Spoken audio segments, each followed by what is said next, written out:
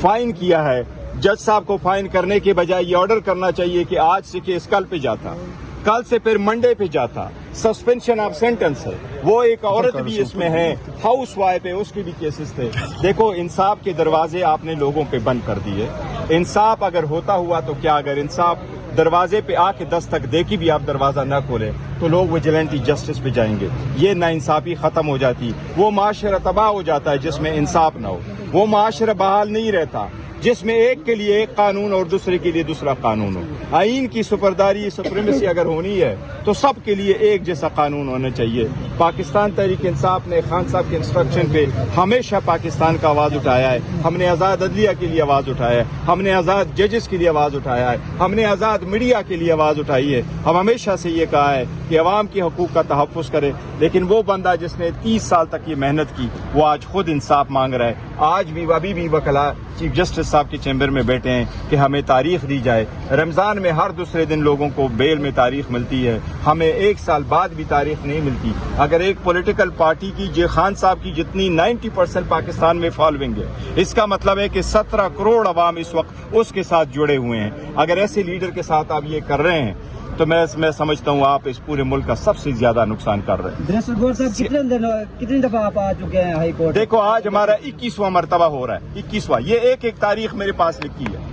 20 مرتبہ کل ہو گئے، آج 21 مرتبہ، کل آئیں گے 22 مرتبہ ہو جائے گا۔ 21 مرتبہ دستک دے کر کے بھی آپ نے انصاف ہمیں نہیں دیا، یہ بھی ورڈز ریکارڈ میں لکھا جائے گا کہ آپ نے یہ انصاف نہیں دیا۔ آج اہم سماعت تھی القادی ٹرسٹ کیس کی، برسر گوہر باہر آ چکے ہیں۔ بیلوں کا ہوتا ہے، اس میں یہ نہیں دیکھا جاتا کہ کون وکیل آ گیا، اس میں جج صاحبان خود دیکھتے ہیں کہ پرائما پیشی کیس کو دیکھتے ہیں اور 1.5 گھنٹے آدھے گھنٹے کی ہیئرنگ ہوتی ہے، کورٹ کنسیڈر کرتی ہے کیا یہ پاسبلٹی ہے کہ at the end of the day وہ ایکوٹ ہو جائے۔ اگر ایسا ہی ہے تو کورٹ سسپینڈ کر کے بیل دے دیتی ہے، ان کا رائٹ ہے، اور بیل سسپینڈ کرنی چاہیے تھی، ججمنٹ سینٹنس سسپینڈ کرنے چاہیے، خان صاحب کو بیل مل۔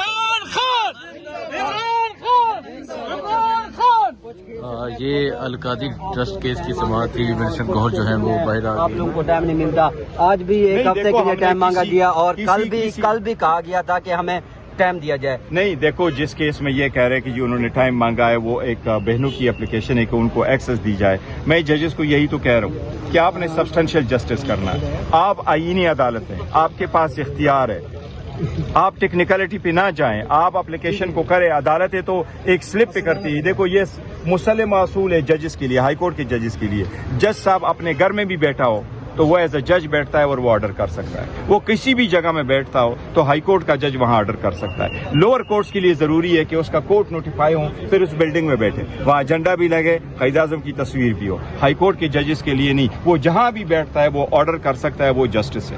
انصاف کو ہوتا ہوا نظر آنا چاہیے، انصاف آپ کریں۔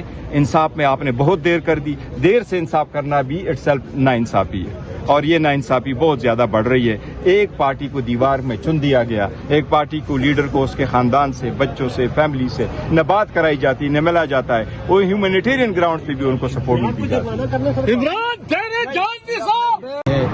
یہ سب غیر منتخب شدہ لوگ ہیں جن کو گھر والوں نے ووٹ نہیں دیے، محلے والوں ووٹ نہیں دیے، ان کو اسٹیبلشمنٹ نے پاکستان پر مسلط کر دی ہے، تو یہ تو سرٹیفائڈ چور ہیں اور کون نہیں جانتا۔ اور دوسری بات یہی وہ فارم 47 کے چور ہیں نا جو کہتے ہوتے تھے کہ پیٹرول مہنگا ہوتا ہے تو وزیر اعظم چور ہوتا ہے، پیٹرول مہنگا ہوتا ہے تو صدر چور ہوتا ہے، پیٹرول مہنگا ہوتا ہے تو وزیر اعلیٰ چور ہوتا ہے۔ تو اب یہ چوروں کا ٹولہ جنہوں نے پاکستان کی تاریخ کا اتنا زیادہ پیٹرول کی قیمت بڑھا دی ہے، لوگ تو پہلے 2 وقت کی روٹی سے تنگ ہیں، مہنگائی ہے، بے روزگاری ہے، افراتفری ہے، اور ان لوگوں نے صرف اپنی جیب میں بھرنے کے لیے، ڈھاکہ مارنے کے لیے ان لوگوں نے اپنے وہ جیٹ طیارے خریدنے تھے 11 ارب کے، تو انہوں نے اربوں روپے اگر لوگوں پر ڈال دیا بوجھ، تو میرا خیال ہے ان کو شرم اور حیا ہونی چاہیے۔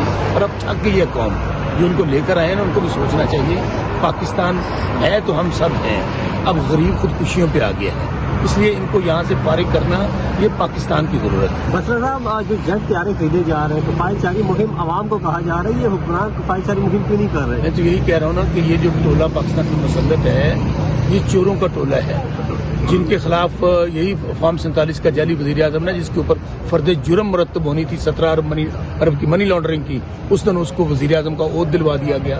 یہی مریم بی بی ہے جو کہتی تھی لندن تو کیا میری پاکستان میں کوئی جائیداد نہیں ہے، اب یہ پاکستانیوں کے پیسوں پہ ڈاکہ مار کے हमें तो कहते हैं किफायत शहरी करें, तो तुम लोगों ने ये $11 अरब का जहाज कहाँ से खरीद लिया? तुम लोगों ने ये जो सैर सपाटे दुनिया कर रहे हो, दुनिया के मुख्तलिफ कोनों में पैसे यहाँ से लूट कर आपने पाँच जगहें बनाई हुई हैं, किस लिए बनाई हुई हैं? लेकिन इंशाल्लाह अल्लाह ताला बड़ा मुसब्बिल सवाब है। तो पंजाबी जी कहते हैं अत खुदा दा वैर होता है, अल्लाह के यहाँ देर है अंधेर नहीं है। आप देखेंगे कि ये इस दफा इतने ज़लील और रुस्वा होंगे कि कौम इनको इस दफा भागने भी नहीं देगी। ये तैयारे जो इन्होंने लिए ना, इन्होंने भागने के लिए हैं।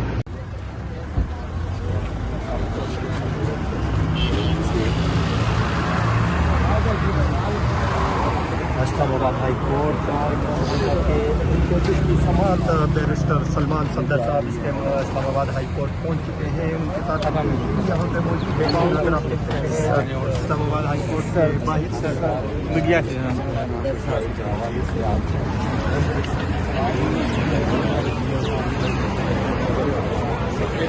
सर क्या कहेंगे आज केस के हवाले से? अहम दिन है सर, लग सक उम्मीद है सर। सर कहा जा रहा है खान साहब ईद घर में मनाएंगे, आप क्या कहते हैं?